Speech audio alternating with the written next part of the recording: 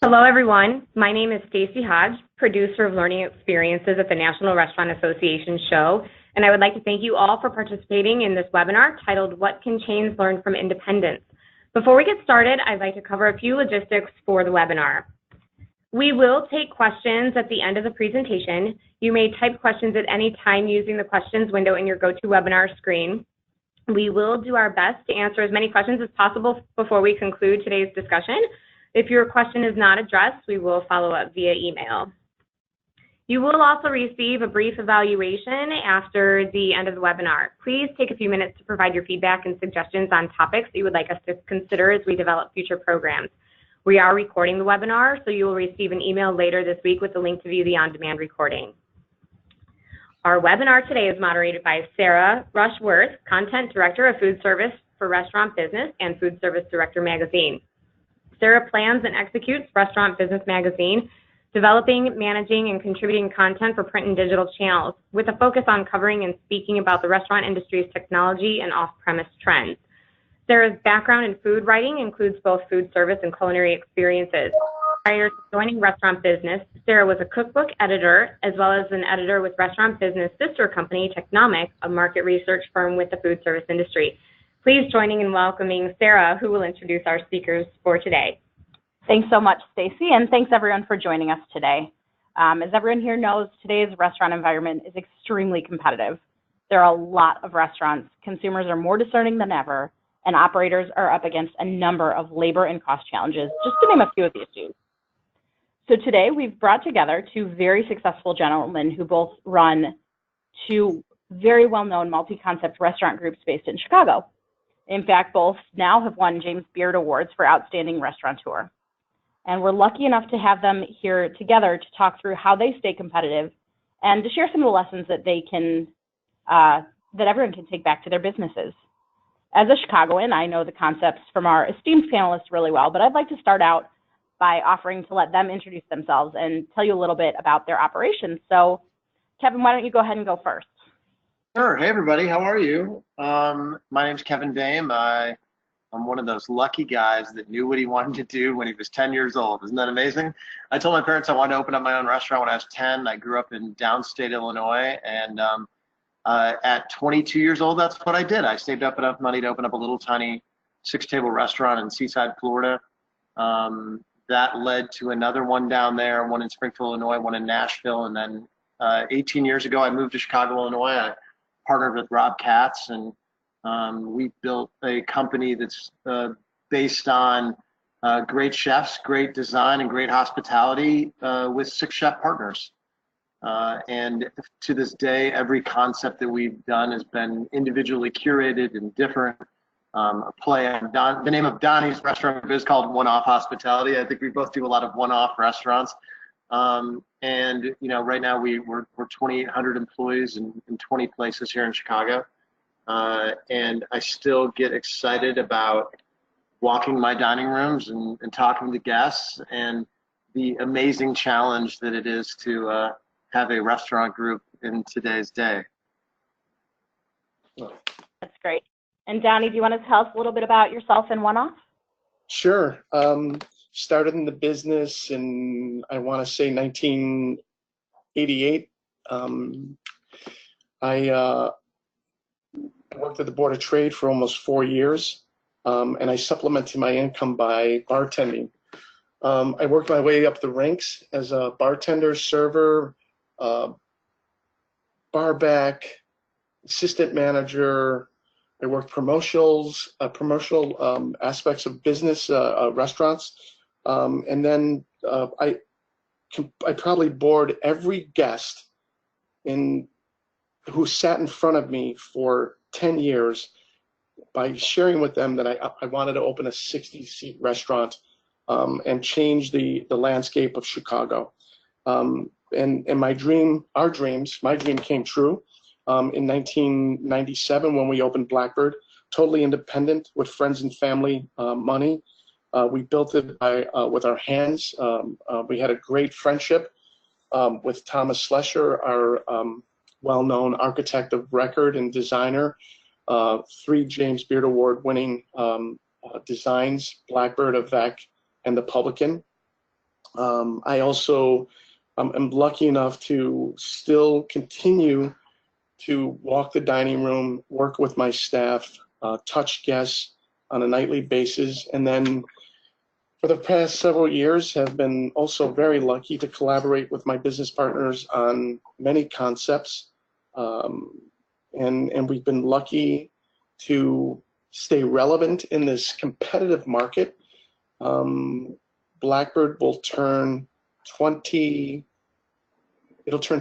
years in December. And in fact, our second concept just celebrated 16 years, and then 10 years, 10 years, 11 years.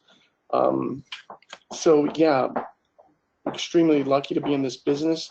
I feel very fortunate to have a great collaboration with my business partners, and I love them. I think our credence is known as no one person's bigger than the whole. So I think that's the way we treat each other. That's great. And I want to talk a little bit about collaboration before we even dive into some of your best practices for being such successful operators. You two just worked on a conference together, the Welcome Conference, right? Can you tell us a little bit about that?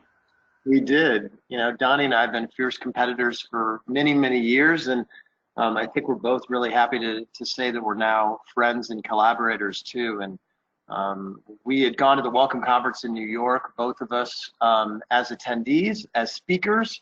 I think we would always see each other there and give each other kind of a knowing glance that we both wanted something like this in Chicago. Which one of us was it going to be? And finally, we got together and decided to do it together.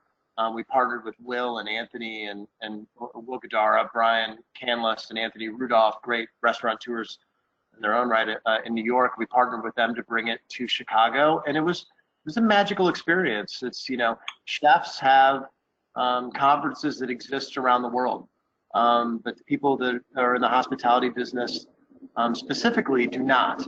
And it was always a magical day going to New York for Donnie and I to listen to these incredible speakers, some of which are in the restaurant business, some of which just have messages that translate to the restaurant business.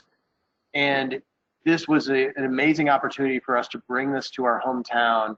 And I think that everybody that walked in the doors and sat in the seats that day were inspired by what they saw. And we look forward to doing it again next year. Right, Donnie? Yeah, Kev, great intro to the Welcome Conference. I won't be as lengthy as Kevin. I just want to say that I had the most joyous time for a year in the making. My collaboration with Kevin and the thought process that we went through bringing this conference to Chicago. Kevin forgot, and he always doesn't forget this important point, that the conference sold out 500 seats in less than 5 minutes. That is a testament that our city is also very hungry for collaboration, also hungry for knowledge, especially front of the house, especially the operators that can't make it to New York to see the Welcome Conference in New York. So I truly believe this was a joyous experience. It was so important that Kevin and I came together and put our egos behind us and worked on something that was really productive for the city, first and foremost, and then for our front of the house staff members, managers, operators, GMs, all of these gracious people that serve people on a daily basis, nightly basis, to see 10 great speakers just bare their souls and their knowledge, and they were so giving of the information that they've worked on, you know, for the last 40 years. Kevin Brown from Let Us Entertain You gave an inspirational speech about his life. I mean, where else can anyone hear that? And I think I'm so lucky to partner up with Kevin on this important opportunity for Chicago. Sounds like such a great experience. And it's really great that you two did work together on that. And now I kind of want to just jump on into asking some more questions about your businesses and what you see of the restaurant space in general. So just to kick us off, what would you say is the biggest advantage really of being an independent operator in today's restaurant climate? So in other words, where do you feel independents have a competitive advantage over chains? I think there's been a shift in the restaurant business, and I think the new generation doesn't love things that are as mass produced as people did maybe back in the day. They love at least the perception of being artisanal and the fact that food was made especially for them. So being predominantly in one city for Donnie and I allows us to do different concepts and still control the messaging and have standard operating procedures and consistency, but we're able to go out each time and do different concepts. And I think that gives us an advantage, just at least perception-wise. And I think that artisanal and the feeling of being artisanal is how this new generation likes to think about things. It's kind of like when I was a kid, I remember being a huge fan of REM, and REM was on IRS Records. And I remember when they joined Warner Brothers that I was kind of upset by that. It felt like they were going from the small independent underdog to the big box. So I think, even though we've gotten to be a bigger group, staying small is important to us, and making our brands feel independent is important to us, because I think that's important to the market. I would totally agree with that. I have 3 trade magazines on my desk right now, and what I'm looking at is how these big brands are staying competitive. QSRs, this CEO is doing this, this other CEO is trying that, and I see that they're so competitive that what Kevin and I do, and our business partners do, and our chefs do, leans, like Kevin said, there's a shift, right? It leans more towards creativity and authenticity.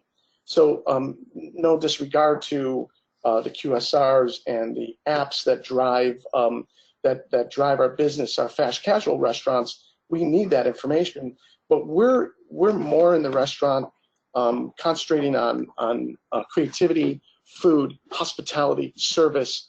Of course, same time sales are very important to us. But if we deliver a dining experience on quality versus quantity, so case in point, Blackbird, 22 years old, right? Of course, we're down covers. We have to be. The market is so competitive right now. We're down covers. So what we want to attract is, instead of worrying about how many covers we do per night, which is really important, we're worried about the quality of the covers. So I think that's what Kevin's saying, that there's a shift. Collaboration, food, we're always fighting for cost of goods, right? Everybody is. And I know we'll get into it later as far as the labor issues or concerns that we all might have. But I think what we're trying to do is, we're trying to curate great dining experiences on a nightly basis and a daily basis. So you mentioned, it's imperative to stay competitive, and we've talked about how Chicago is such a restaurant-heavy market. How do you stay competitive? Are there any mantras or philosophies that you, as top successful operators, stand by? I think that back in the day, you could check one box and still probably be pretty successful. If you look at great food, great hospitality, great design, backed by a financial model that works, I don't think you had to have all 4 of those back in the day to survive.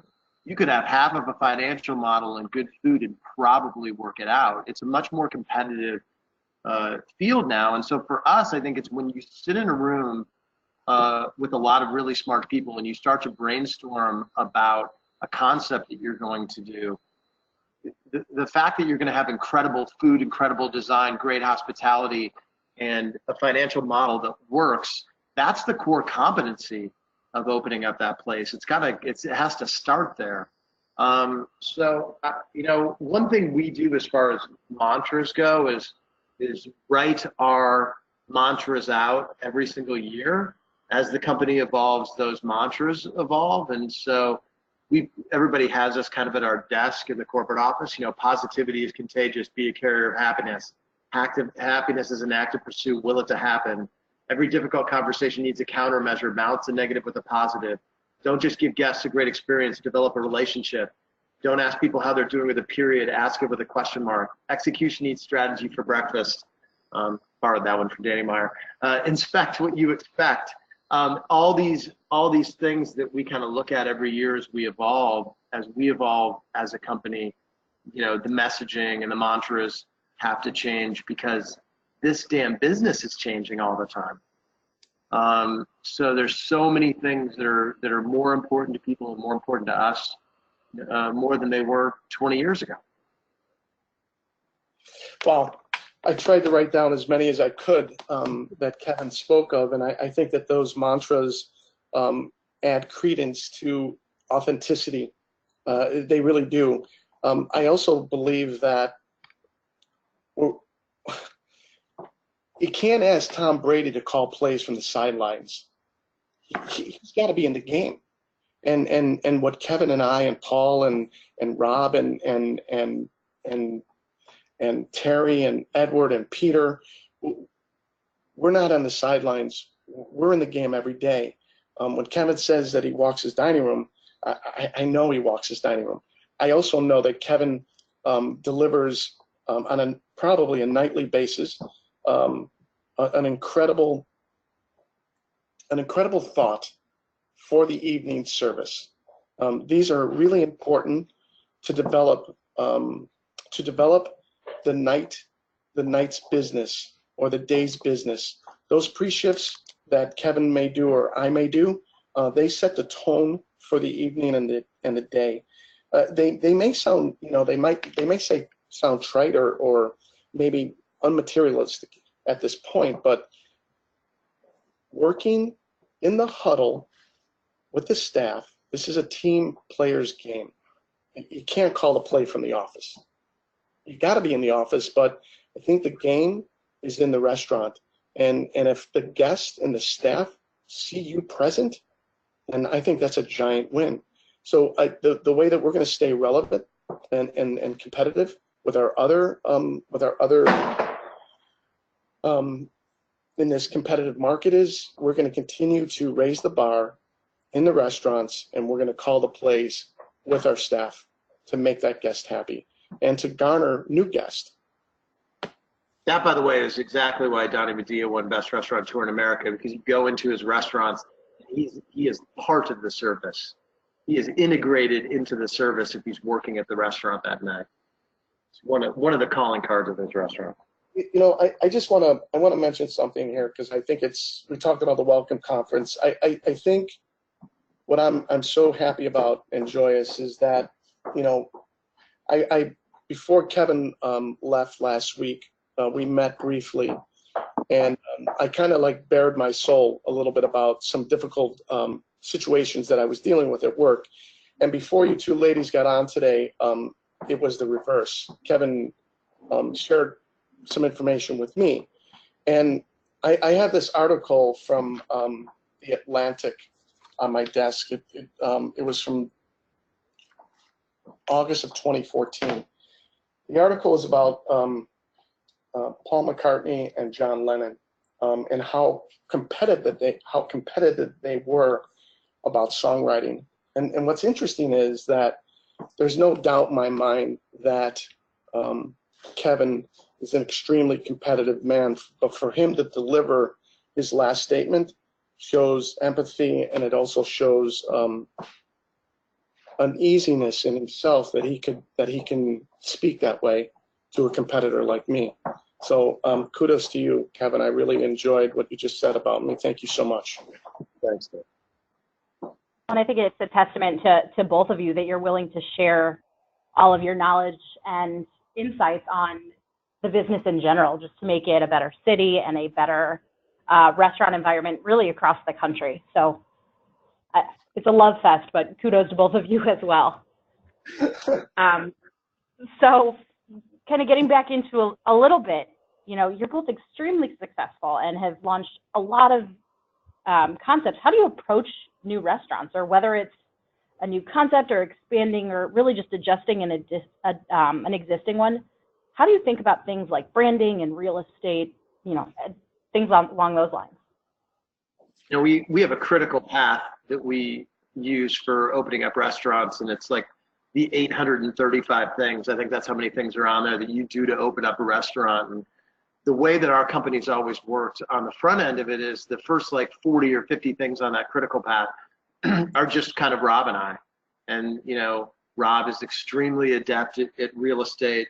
And so I think it always starts with an idea, and that idea could be a chef, that idea could be a concept, that idea could be a location. So it starts with something that inspired us. And inspiration comes in a million places. It can be from watching a Wes Anderson film and getting an idea of a concept off of that. And then once we become serious about it, it's working that critical path and finding a building. And then, you know, we do a lot of tastings with chefs. We've probably done 300 or 400 tastings with chefs over the last 18 years, where we meet somebody and we're inspired by who they are as a person. So why don't you cook for us? And then if they cook their greatest hits for us, and we think that's amazing. And then we kind of tighten the concept up. So I think it always starts in a lot of different ways that we're inspired by it, but it always ends with this table discussion. You know, I always joke that we put a heist team together, you know, at the beginning of a heist movie, where you find the safecracker and the sleight of hand guy and the getaway car guy, and everybody's expert at their particular lane that they're working in. And we have this incredible team, you know, Taylor and Kate that work in our office are creative, and they're great with branding, and they're great with marketing. And you know, Ian is great at being very task oriented, and you know, Abby is human resources, and you know, you put all those people together at one team, and everybody concentrates on their area of expertise, and that's how you build something that is that's round, that is not singular in its talent, that's all the details have been thought about, because it really is about the details in this business, and it becomes more like that every day. So that's kind of our process as a company. You know, I'm in an office with about 25 people. I'm a home office part of it, and it's a collaboration. Yeah. Couldn't agree more with Kevin's statement. I think that the way that we approach it in sensibility is that we have our business partners and Paul, Terry, Peter, Edward, myself, and then we have a great core team. Recently, we just hired a CEO and a new CFO. That's new to our business, right? Because are we truly traditional in the sense of, I'm not a CEO. I didn't go to school to study how to be a CEO. I'm more collaborative. I'm more of the side of real estate. Terry happens to have a wealth of knowledge of financials. Paul Kahn is the culinary director. Then we have someone who has beverage knowledge, and then we have someone who has knowledge on space. Not just what I mean by space, but also procurement in issues that come up every day with our restaurants and how to keep them open. So it is a true collaboration, right? No one person's bigger than a whole, but we come together just like Kevin and Rob. We model it. We also look at the real estate deal.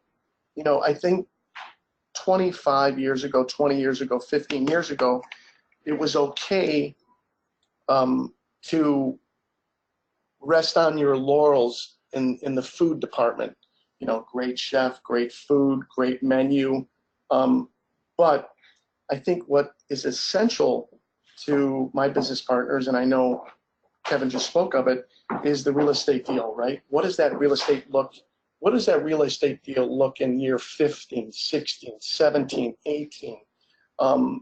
Have you out that space? You know, Blackbird is only 67 seats, right? But the interesting part about that space is that we own the real estate. So we're relevant because we own the real estate, because we can control our cost. And that's a really important aspect. How can you control your cost in year 10, 12, 15? So we look at the real estate deal as probably the most important, essential part of putting the deal together. And the collaboration will come after, and the modeling will come after. You know, I'm a big movie buff, right? And several years ago, I saw this documentary with Francis Ford Coppola on the making of both Godfathers 1 and 2. And what's so interesting is that this guy who was not deemed he wasn't in the system, right? Paramount. He was outside the system. And he had a belief. His belief was he was going to hire 4 actors. And any way that he could hire those 4 actors, Al Pacino, Robert Duvall, James Caan, and of course Marlon Brando. The system said no to all of them, with the exception of Robert Duvall. But he kept pushing and pushing and pushing and pushing, and what came to fruition was 2 unbelievable movies that mark probably the greatest movies. And I think, to Kevin's point, we are in the movie business. The restaurant business is the movie business. I had a conversation years ago with a great director, Imagine Films. I apologize. Someone's going to have to help me here for a minute. He was Opie. Yes. Ron Howard? Yes, Ron Howard. He was in the dining room at Blackbird, and we shared experiences, and he had mentioned in our shared experience of that evening, Ron said that your business is very similar to our business, right? You're directing, you're producing, your staff are the actors. You might be in the background, but you're producing a movie on a daily basis.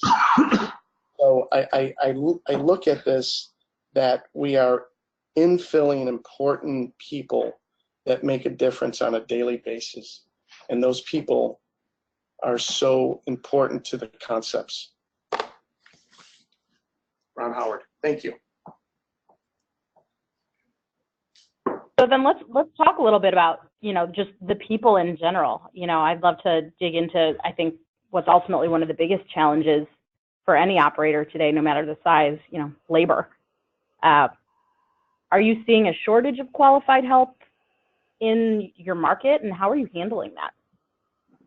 Yeah, there is a perpetual shortage of people. I think, you know, going back to the financial crisis of 2008, and one of the great things that came out of that was that great chefs and great operators were opening up more casual restaurants with better food, using the same practices, tenants, ideals that they did in their fine dining restaurants, and putting into more casual restaurants, which created better restaurants across the board. But what it did was they were restaurants that still required people to be at a certain skill level.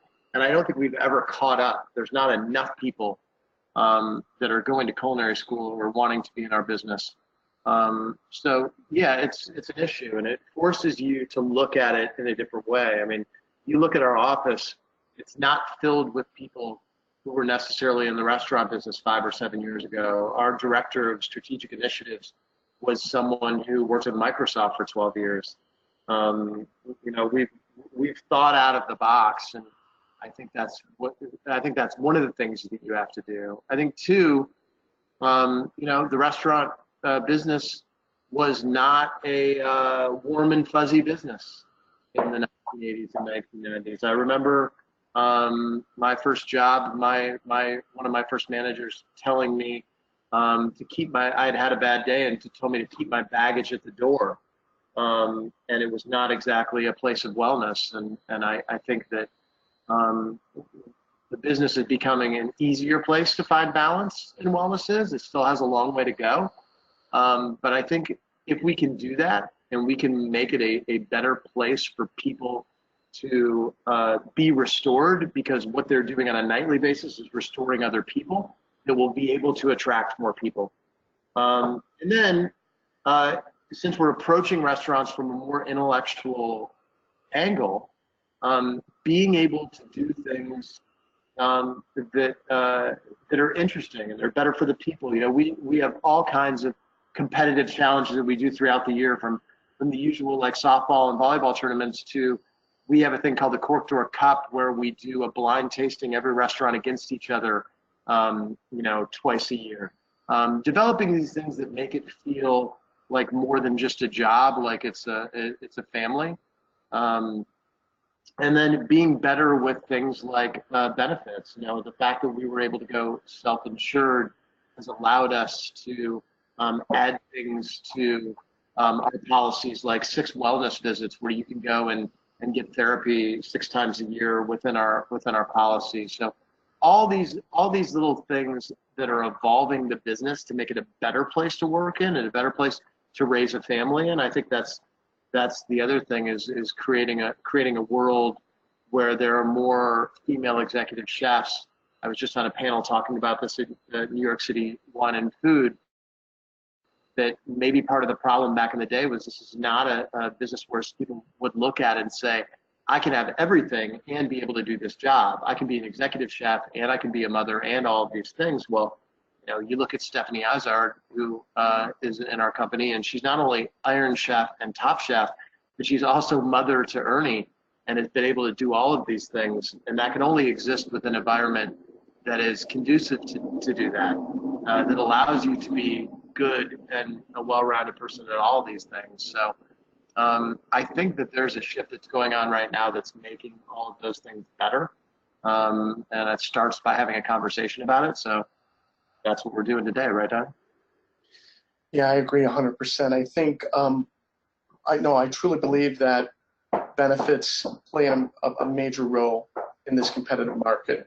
Offering insurance bonuses are much more prudent in our business now. 401k, these are really important aspects to make sure that our staff members are insured. Really important.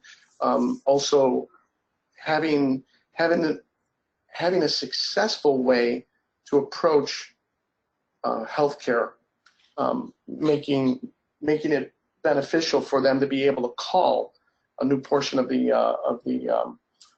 our insurance policy is the benefits of reaching out to a doctor on the phone and getting notification what symptoms are and next steps. The other thing that I'll talk about from a business standpoint is 4 years ago, all of us were in conversations, from all of us, meaning my business partners and I, sat in almost every interview.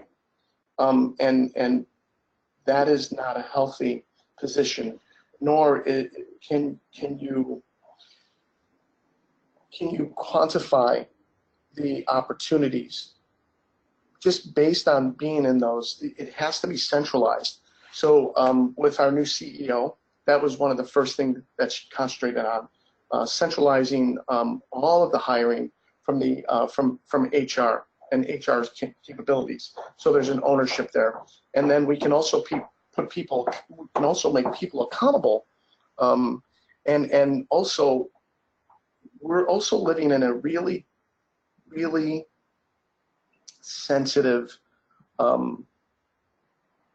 position in our restaurants, giving where we stand with HR related difficulties. Without going into a deeper conversation about that, what I want to mention is that I don't have, again, I didn't go to school. I'm not SRAM. I don't have a SRAM notification. Do I know the difference between right and wrong? Absolutely. But I can't possibly manage 1,200 staff members and what they do on a daily basis. So that has to happen from the HR department. to write law and governance, right? So I think centralization was a really important aspect for us to make sure that we were covered and also the staff members covered if anything happens. So those were really two important things that happened in the last 24 months for us. Have you found that it's been critical at all to identify up front if there's any like career path opportunities? Has that become a bigger thing in recent years? Yeah, I think for us, our bonus structure and our opportunity for insurance and 401s, we also, Kevin and I, having different venues, there's always growth internally, right? And hopefully, if you love the staff member and the staff member loves you, that internal growth it's like, what did Robert Browning, what was his quote? To reach for the heavens, and I truly believe that this is an opportunity for internal growth. You can go from a line cook to a sous chef to a chef cuisine, and then hopefully, like Erling Wubauer, you can own your own restaurant and be partners with us. I mean, that's incredible, right? We have a young lady who's been with us for almost 10 years at Violet Hour. She's one of our partners, Eden. I mean, these are important internal growth experiences that every staff member can see because they work hand in hand with. I think that's the best reason to grow. The best reason to grow is you can create opportunities for people and so you don't eventually lose them. Usually people, the great people are going to continually evolve and end up somewhere else or open up their own place. You know, if you look at Ian, who's our vice president partner, he started as a bartender at Boca, then a bar manager, then a GM. He was GM at 3 different places, became director of operations, then vice president, then partner. That only happens if we were able to grow the company. That's the best reason to grow, is you provide and have all these opportunities for people to stay in your company. So thinking, you know, we've talked a little bit obviously about the internal. What about the external? There's a lot of discussion around loyalty and data-driven campaigns and target marketing today. Have you changed your approach to marketing at all in recent years, and what does it really look like today? Yeah, I mean, I always say that, you know, the only thing that can really beat a recession is loyalty. I think internal loyalty programs are really important, recognizing who your best clientele is and then having something that they get for that. I mean, we have a Black Card program within our company that doesn't get you anything, but really a concierge service within our company. If you're a Black Card member, you don't have to make a reservation through a single restaurant. You have one person that you can call. You have a beautiful black titanium card with a phone number on it. It's inspired by George Clooney and Up in the Air when he got that card for doing 10 million miles, and he has to call one person who's just waiting on his call. So we have somebody who manages that and does special things for our Black Card members. And then, you know, creating great content through social media. I don't think we were ever a big print media company. I don't think One-Off Hospitality was either. I think we were more PR driven, story driven, and now we can create great content through social media. And I think the best thing about social media is when you can create a dialogue with your customers. If they can let you know what's going to make them happy before they actually enter the building, it allows us all these hospitality opportunities that are a lot of times come about because there was some initial dialogue either on Instagram or on Facebook or something. Yeah, I would agree with Kevin. I think storytelling is extremely important, especially to the success of the restaurant concept. The other thing that I believe is that you partner up with a great PR company, and they go out and get certain stories, and then you enhance that story, or you enhance that internally with your marketing, PR, and social media person. I think Kevin and I think Kevin has more followers than I do.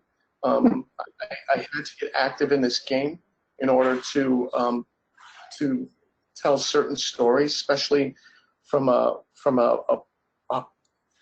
case in point, the Welcome Conference. I think I got more hits on the Welcome Conference than I did on a dish that I showed recently. So I think what's important is storytelling. Again, having two arms, your internal PR, marketing, and social media, and then also grouping with a great PR company. I think, Boca has a great PR company. We have H2. We love everyone at the door. We worked with the door at Nico for 4 years, 5 years. So I think those are, that's their business. They're in the PR marketing business. That's what they do for work. Kevin and I don't do that, right? Kevin and I can actively pursue storytelling on social media, but you can't ask Kevin to go in his office and work on PR. I mean, I know he can do it, but it's not what he wants to do. I think he wants to run a business, right? So we have to have that association, that yin and yang, that we work together, because we have to be influenced by what they know. They know more than we do. So that's an important aspect. So with our last 5, go ahead. Well, I'll just give you this. Watch Miley Carpenter's speech from the Chicago Welcome Conference, and that will give you a basis point on what branding should do for your business, or how you should adapt to branding in your business. She laid out a 20-minute speech that, Kev, would you agree? She was spot on with brand and PR marketing and what your bumper sticker is. Really interesting. So with our last 5 or so minutes, I want to ask you both just 2 kind of rapid fire questions. The first of which is, what keeps you up the most at night, and how do you deal with it? Oh, man. What one thing? There's a lot of stuff, but when years ago, I went to a dinner at Charlie Trotter's. I just got into town. I got invited to this dinner, and I showed up, and everybody's like looking at their note cards, and I was like, what are you guys doing? And they're like, oh, didn't you read the email? We're all supposed to speak about greatness. And I'm like, what are you talking about? I didn't see it on the email, and I had to, in 5 minutes, had to come up with this, what greatness means to me. And what I ended up saying that night was, like, when I opened my first restaurant, it was a 2-person operation. And the only person I really had to worry about back then, because I was the only person on the floor, was myself. And now you have to worry about 2,800 people on a nightly basis. And really, honestly, all those people become the restaurant to other people. Whatever happens, their behavior, whatever happens on a nightly basis at all these places, you have to build a culture that's strong enough that creates a lot of well-trained people, but on a nightly basis, you're putting your restaurants in the hands of a lot of people. So that's nerve-wracking. And then the second part, and maybe even more, is, like, a lot of times the government wants to get involved in the restaurant business without context. When they want to get rid of tip credit in a particular city, and they don't realize that all that's going to do is cost people money and create a larger chasm between the front of the house and the back of the house, and put a lot of restaurants out of business. A lot of times these things come up. They're either they're union generated, or somebody wants to put a bill out without context and without talking to somebody in the restaurant business first. These things can be really dangerous for the restaurant business, and they seem to come up all the time. And so in a business where the margins are relatively thin, you constantly have people that are throwing more and more on the backs of the restaurants, and that's pretty scary too. So, Johnny, what about you? Yeah, I would agree again for Kevin. I think that HR related. Here's what I'll say. You said rapid fire. Here's the deal. It goes week to week, meaning that maybe this week there's an HR escalation. Last week it was a government situation in the West Loop. We hear rumblings that there might be a possibility that we might lose all of our loading zones which would be an impediment to our business, not just to our guests, but to our purveyors on where they park and how they unload. This would be a detriment to our businesses. And again, like Kevin says, I don't think that government understands the complexities and the small margins of what a business does on an operating basis, on a daily basis to operate. There has to be more credence to what our involvement is. What can we possibly say? Thank goodness we have partnerships with the Illinois Restaurant Association that can help us by lobbying these issues. And also we have a voice. Both Kevin and I are members of the Illinois Restaurant Association, so we can have like Sam Toya, we have a seat at the table, and we have an opportunity to come to the table with ideas and possible solutions. So it just goes weekly. One word that comes to my mind is just escalations. What happens to the restaurant? And like Kevin said, is creating a culture is one thing. Finessing that culture, we can't be responsible for every single staff member. I mean, there's a handbook that's written. There's governance to the handbook. There's HR, but we can't be in control of every staff member. So how do we operate? How do we be in every place at a different hour, different time? So it starts culturally, of course. It starts at the top, and have the understanding that we have to be above all the issues in order to make sure that we take care of those issues and those escalations. I want to end us on a positive, and there's obviously a lot of challenges right now to being a restaurant operator, but what are you most excited about right now? I get excited about creating stuff. I mean, I don't think that it's changed for me over the years. I was in one of my restaurants not that long ago, and somebody said, "Hey, how's it going?" And I was like, it was somebody I knew well, so I was being open and honest. I was like, "Wow, we've done a lot of places at once, and it's been tough." And his son looked at me and said, his son was drawing a picture, and he looked at me and was like, "Well, if it's so hard, why do you keep opening up restaurants?" And I said, "You see that picture that you're drawing right there?" I said, "What if somebody told you you could only draw one picture for the rest of your life? Wouldn't that be, wouldn't that stink?" He's like, "Yeah, it would." I go, I like to draw new pictures. So I'm constantly excited about doing new projects and creating something out of nothing. And I'm really excited about new collaborations. Doing the Welcome Conference again next year, honestly, is already on my mind about doing a second year and getting to work with Donnie again. So yeah, creating a new restaurant. We're doing Girl and the Goat in Los Angeles, and then Welcome Conference year 2. I'm already pumped about it. I know Donnie and I are already thinking about themes and speakers, and so that's exciting stuff for me. Yeah, I would agree on the latter with Kevin. I can't wait for year 2. I can't wait to collaborate. We can't wait to make it better and different. And this year's theme was hospitality. We don't know what next year's theme will be, but maybe it'll have more influences on business themselves or real estate or maybe HR, things that are really important that we discussed today, right? Involving shifts in different generations and what we're dealing with our next generation coming in, Gen Z. As an employer, as an employee, how do they operate? What can we do better for them to make them feel that the restaurant business is right for them?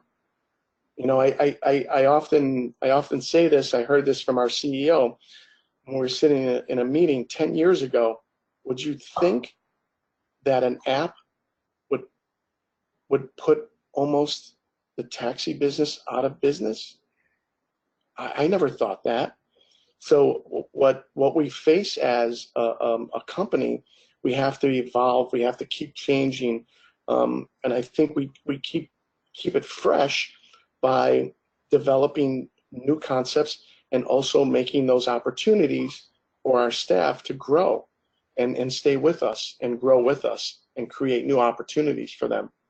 That's what I'm excited about. And am I excited about escalations?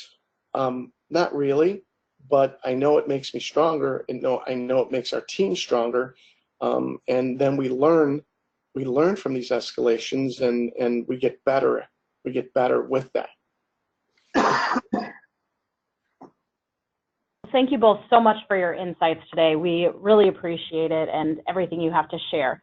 And with that, I'm going to throw it back over to Stacy.